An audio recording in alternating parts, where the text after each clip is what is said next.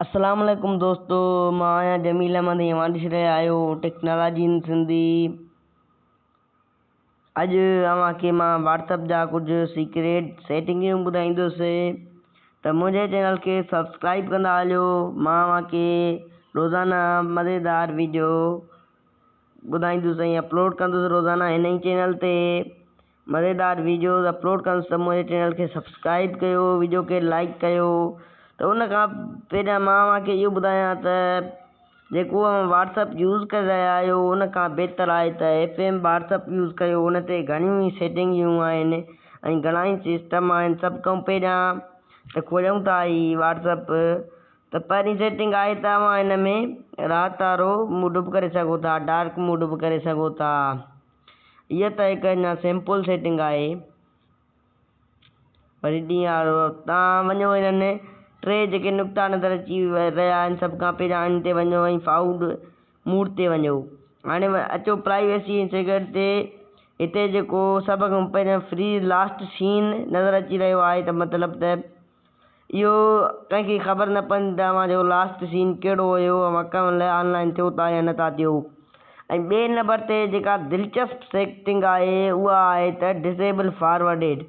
माना तव्हां अगरि को मैसेज फॉरवर्ड था कयो त बि हुन ते फॉरवर्डेड न लिखिजी ईंदो। ऐं हिन में वॾी ॻाल्हि इहा बि आहे त केरु तव्हांखे कॉल करे सघे थो, सभु को करे या रुॻो मुंहिंजा कॉन्टेक्ट कनि या मुंहिंजे कॉन्टेक्टनि सवाइ ॿिए क्या कनि या कुझु या केरु बि न करे। हिन ते इहे सेटिंगियूं बि करे सघजनि थियूं। ऐं हीअ त तमामु दिलचस्प सेटिंग हुई जेका लाज़मी करणु घुरिजे। ऐं हाइड व्यू स्टेटस, माना अगरि तव्हां कंहिंजो स्टेटस ॾिठो आहे त बि उहो हुन वटि न ॾेखारिजे त हिन मुंहिंजो स्टेटस ॾिठो आहे, त हुन लाइ इन खे अनेबल करे छॾियो ऐं एंटी डिलीटेड मैसेज। ऐं तव्हांजो मैसेज जेको आहे को बि डिलीट फॉर एवरी वन खे तव्हां वटि न करे सघंदो, त पोइ हुन लाइ हिन एंटी डिलीट मैसेज खे आणो। हे जेको हुयो स्टेटस वारो हुयो एंटी डिलीट स्टेटस आहे, सॉरी हीउ जेको हुयो स्टेटस वारो हुयो, मतिलबु को बि स्टेटस डिलीट करे वेंदो पर तव्हां वटि डिलीट न थींदो। ऐं हीउ एंटी डिलीट मैसेज भले हुतां पाण वटां करे सघे पर तव्हां वटि न करे सघंदो। Show blue ticks after reply, यानी कि हिते ई रहण जो त बहितर रहंदो। मतिलबु त तव्हां रिप्लाई ॾींदव उन खां पोइ बि ब्लू टिक ज़ाहिर थिए या न थिए त बहितर आहे। ऐं कॉन्टेक्ट्स, हाणे हिते तमामु अहम ऐं दिलचस्प जेका सेटिंग आहे उहा हाणे आहे कॉन्टेक्ट्स। मतिलबु तव्हां जॾहिं रिकॉर्डिंग कंदव ऐं ब्लू टिक वग़ैरह जेके ईंदा आहिनि ऐं ॿियो जेको टाइपिंग रिकॉर्डिंग वारा ऑप्शन ईंदा आहिनि उहे न ईंदा। उन लाइ तव्हां हिननि खे कॉन्टेक्ट लाइ हिननि खे अनेबल करे छॾियो, सभिनि ते टिक जो निशान हणी छॾियो। त हीअ तमामु दिलचस्प ऐं सीक्रेट सेटिंग आहिनि।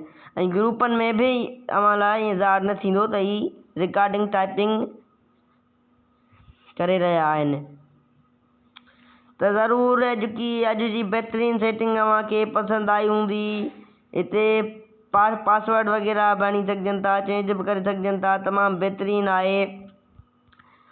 त ज़रूरु अॼोको ई ट्रिकियूं ऐं जेके सेटिंगियूं तव्हांखे सीक्रेट ॿुधायमि त ज़रूरु तव्हांखे पसंदि आई हूंदियूं।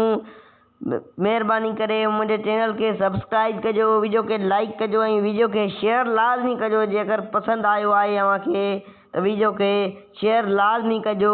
त मूंखे ॾिजो इजाज़त, वरी मिलंदासीं अॻिए वीडियो में। एसी ताईं ख़ुदा हाफ़िज़, ख़्यालु रखिजो पंहिंजो।